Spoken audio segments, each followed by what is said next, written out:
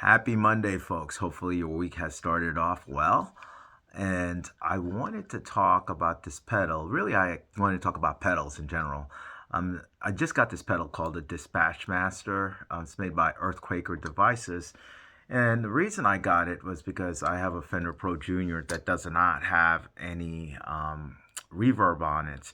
And sometimes I also like to play with a little bit of delay.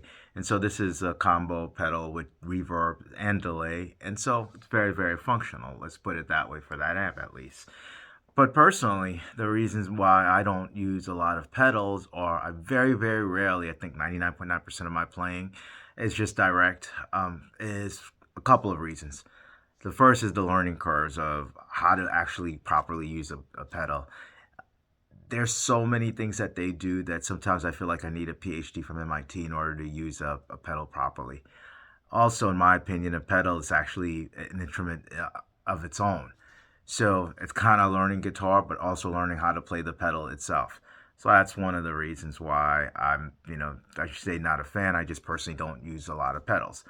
The other one is cost. Pedals are not cheap. It's just like another piece of gear that costs money. I think this thing is about a little bit over 100, and then this is a $300 pedal, which is this broadcast by Hudson Electronics, which is like high-end gear.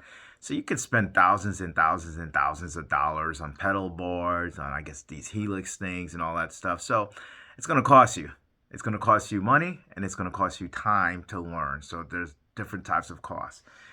The other thing about pedals, and I'm not knocking them, I'm just telling you some of the reasons why I don't personally use them a lot, is that the pedals have to coexist with all of the other gear that you have.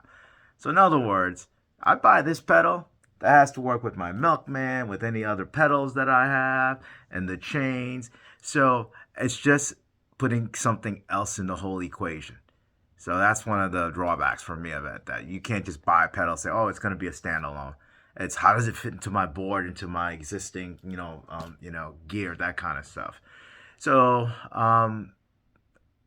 another big reason is I want to play the guitar, not the pedals. Every time I purchased a pedal, I find I'm doing this instead of doing this with my hand. I'm going this, and I'm just trying to learn it. So I'm playing pedals, not playing guitar.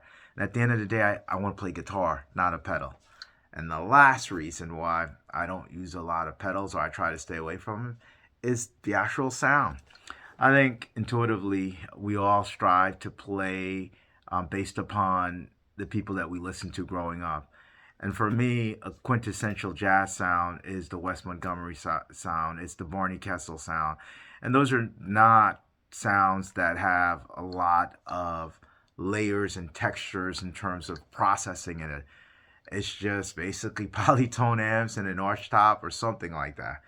It is not, some people like the newer sound of, say, the Metheny school, folks who are just layered with echoes and all this other stuff going on. And they're great players with great abilities. It's just that's not the sound that I gravitate to. So that's really why. But at the end of the day, if you like pedals and it improves your creativity, by all means, plug it in. Okay. So that's really what it is about. Whatever is going to facilitate your creativity, make you play more, make you practice more, by all means, invest in that. So thank you for watching, and practice, practice, practice. Now I got to go and learn how to use this pedal. All right. Bye now.